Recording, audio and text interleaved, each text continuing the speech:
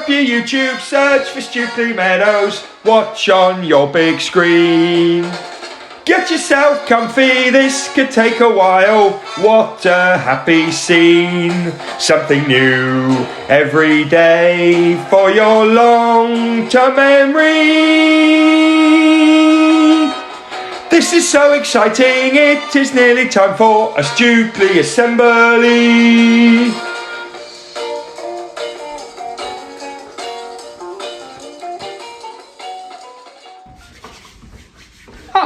Good morning everyone, and welcome to our Wednesday reading assembly. For each other we, every day we, to improve we, together we will. Every single Stukeley day we focus on. Our Stukeley motto is, our Stukeley curriculum is, and 4 words that make the magic happen. Yes! Right, welcome back everyone.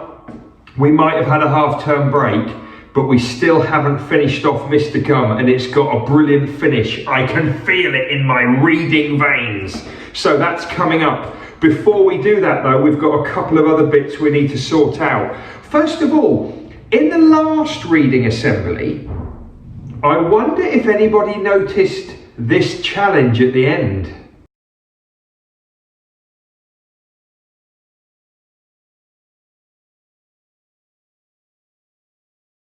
Yes, that was hidden away. No, Mrs. Bradbury's trying to sneak past. There's the little trolley. See you, Mrs. Bradbury. I set that little challenge at the end of the last reading assembly. I think quite a few people saw it. First prize is going to Leah in year 5, who made this picture for me. I know what you're saying, it's not life size, but then, oh, this happened. Hey, check him out, life size Mr. Gum. There's also going to be a prize for Luca in year 6, because his family put this into the mix.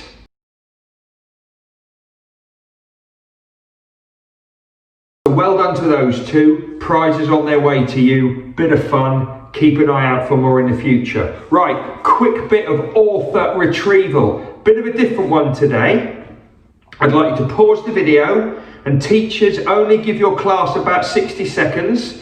It's going to be a talking thing, so it's going to be a children say it and teacher writes it down. I want you to list as many authors as you can. I wonder how many authors, famous, well-known authors, how many you can think of. Pause the video now, have a go, I'll see you on the other side. It feels very dark at the moment, doesn't it? I know the clocks went back last week, but this feels a bit unsettling. We're now going to crack on with Mr. Gum. Super quick. Let's retrieve what's happened so far. Right, you're a bad man, Mr. Gum. He's horrible, his house is a tip, his garden's beautiful, but that's because he doesn't want to get a whack from the angry fairy.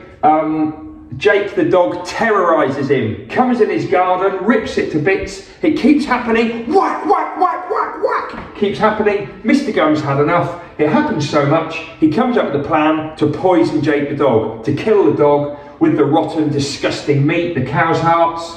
He sits on that chest in his house. I don't think it's going to come back, and I'm obsessed with it. I wonder if it comes up in any of the other Mr. Gum books. He meets the girl called Polly, so while Mr. Gum's going to do his plan, Polly walks past him. She hears his plan. She meets a guy called Friday O'Leary in the forest, in the wood.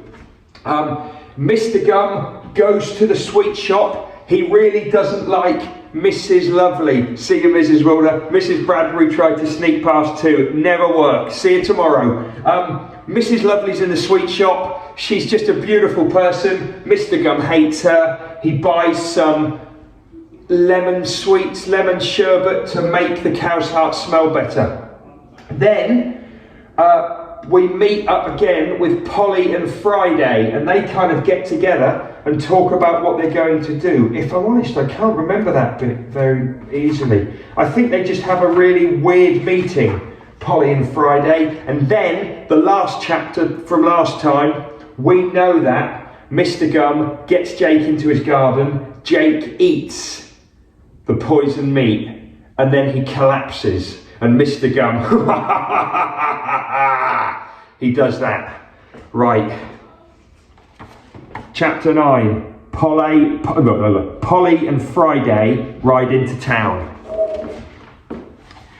Back at the cottage, Polly was telling Friday O'Leary all about the danger that Jake the dog was in. Friday listened carefully, saying things like, and yes, I see. Finally, Polly finished her story and looked anxiously at her new friend.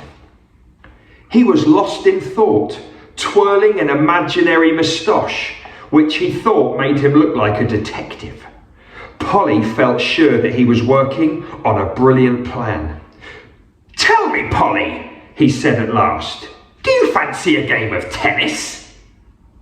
"Tennis?" said Polly. "What about Jake the dog?"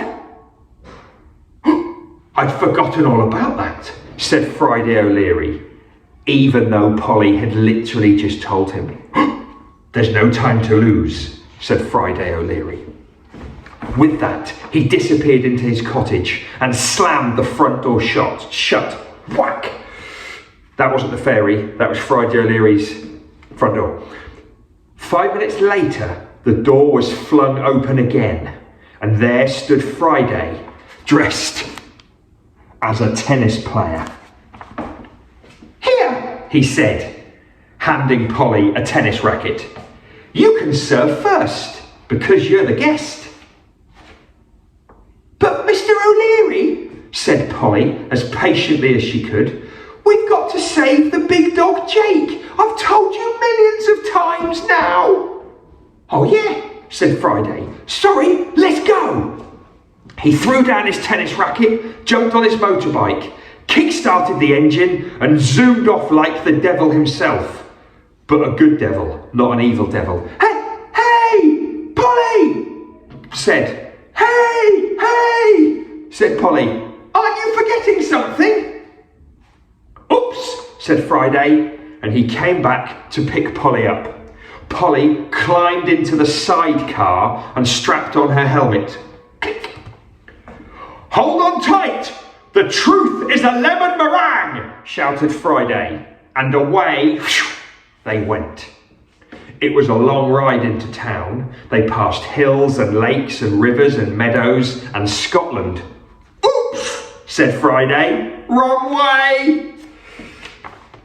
Great picture here of him riding the bike and Polly in the sidecar.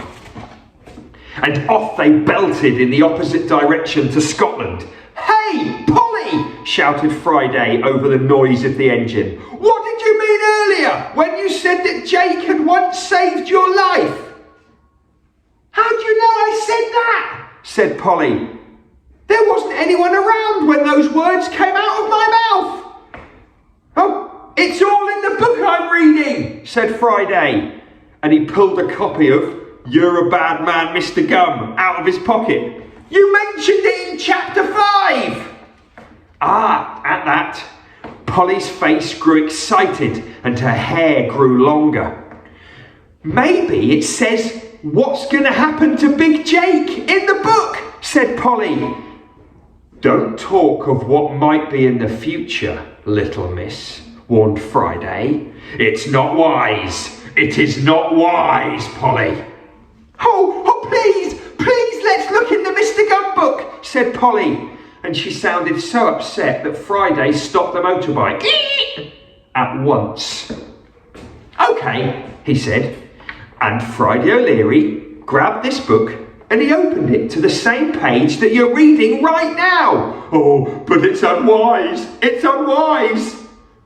No sooner had he said the words "unwise" and Polly read those words on the page. And as Polly read this book about herself, reading about herself, the strangest feeling came over her body. It felt like diving into a swimming pool full of rice in complete darkness, only the swimming pool is inside a mirror and the whole thing is a dream in someone's head. Well, it felt a bit like this. It's hard to describe. Anyway, with his hands shaking, Friday turned to the last chapter in this book, only to find that the pages were completely blank.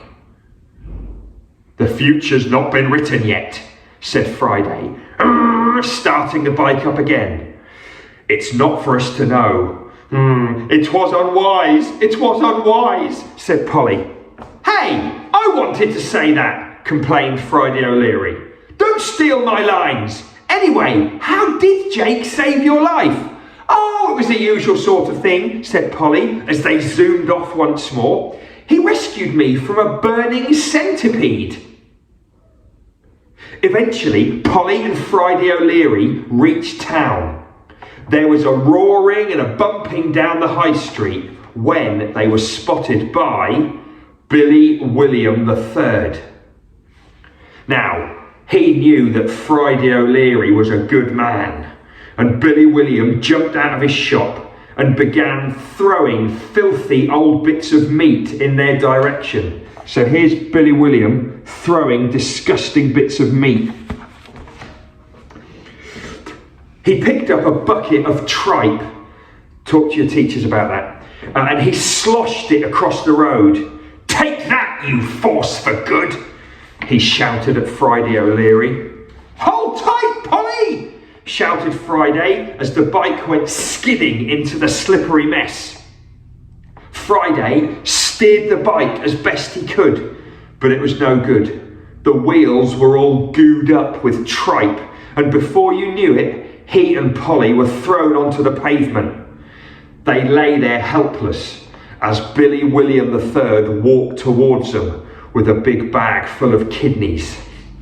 "Is this the end?" cried Friday. "Oh, it's the end!" But at that moment, something amazing happened. A gobstopper the size of a cannonball rolled down the street. It was quickly followed by another even bigger gobstopper, then another even bigger gobstopper. All of them were hurtling down the street towards Billy William III, and they were being hurtled by no other than the wonderful seller of sweets, Mrs. Lovely. See you, Mrs. Campbell. "No!" shouted Billy William III. In desperation, he threw a disgusting kidney at Mrs. Lovely, but it missed her by miles and landed in a tree. Mrs. Lovely did not bat an eyelid.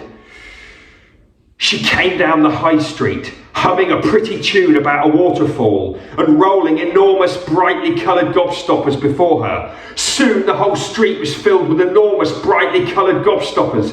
Billy William hopped and dodged and swore like a footballer, but there were too many. And down he went. "That woman's amazing," said Friday O'Leary, his eyes shining with admiration and tripe. "Come on, Friday, Jake needs us," said Polly, jumping back into the sidecar. "Mrs. Lovely can sort this one out." Friday jumped back on the bike, hit the gas, and off they vammed down the road, the battle still raging behind them. "I made that happen," said Friday excitedly as they gunned along, and Mrs. Lovely kept lobbing gobstoppers.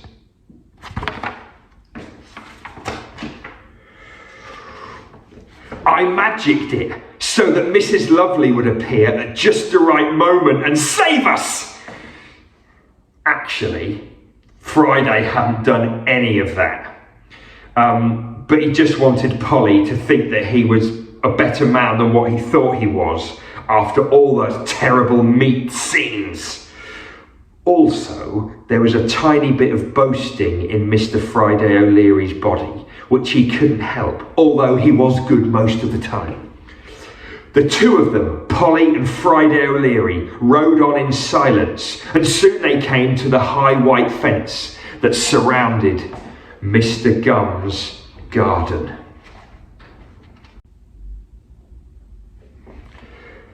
Okay, we're running out of time, so I'm going to have to leave it there, but this is an incredibly exciting time now.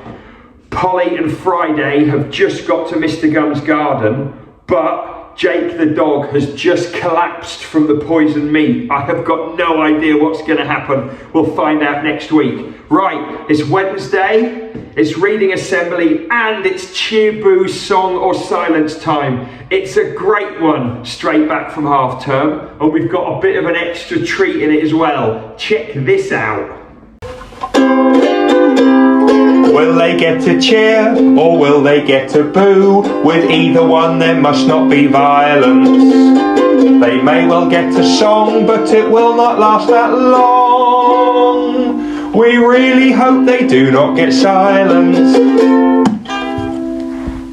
Hey, I'm very excited because we're back into Cheer Boo song or silence. We had a break over half term, and now we're straight back in. We've got Mrs. Steinberg behind the curtain. She is very, very excited. But will she get a cheer, a boo, a song, or silence? What do you think she will get?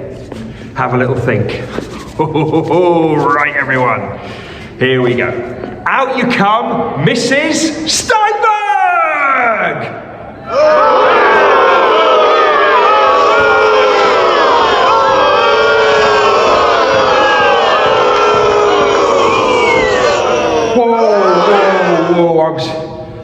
She's upset. It's all right, it's a bit of fun. It's a bit of fun. Oh, doesn't always happen, but sometimes it does. Anyway, just to finish off, I'm going to add an extra part into Cheer Boo song or silence. Okay. This is a brand new feature in Cheer Boo song or silence. What I've done is I've shown that video to beach class. I've shown it to the class that Mrs. Steinberg works in. Now, I wonder what their reaction will be. How will they react to seeing Mrs. Steinberg get booed? You've guessed it. Will they cheer, boo, have a song, or silence? What will their reaction be to Mrs. Steinberg getting booed? What do you think? Let's find out.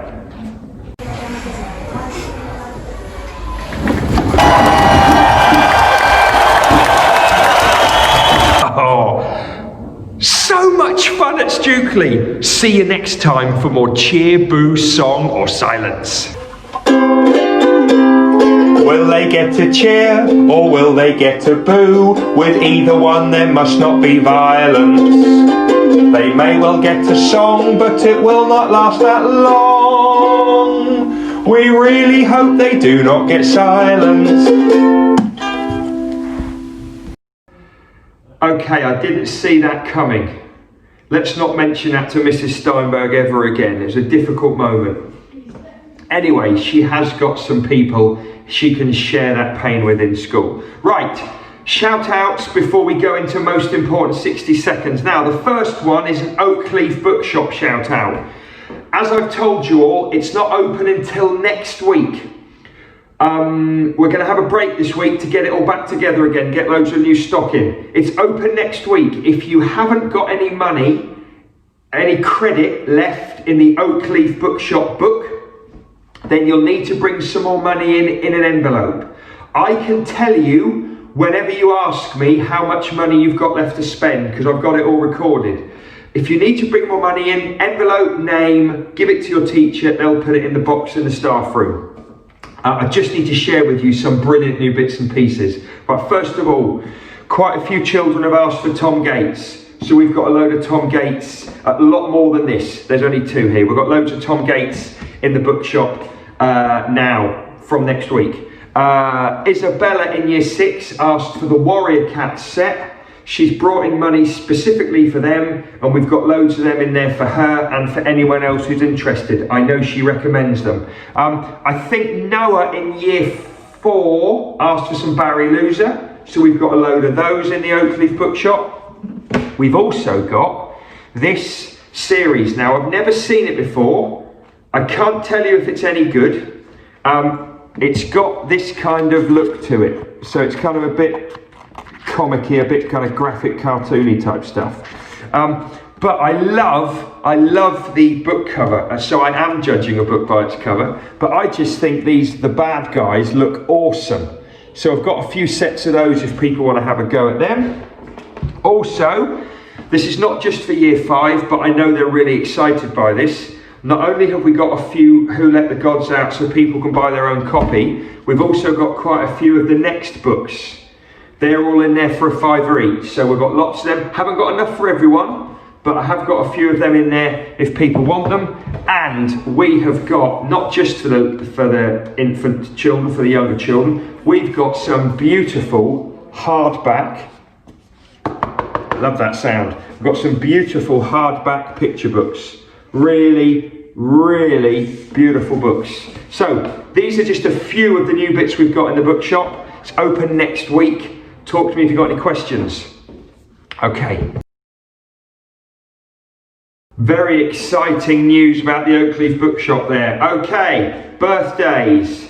Who's it going to be? We've got one birthday today, and it's happy birthday to Anna in year 3. She hasn't been with us very long. I hope she's happy here and having a great time with her brother who's in year 1 and the rest of her family. Today's a special day. Happy birthday, Anna. Have lots of fun and enjoy it, please, as much as you can with your friends at Stukeley.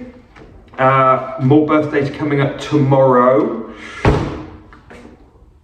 Whoa, that was quite dramatic. Now, a couple of rock stars and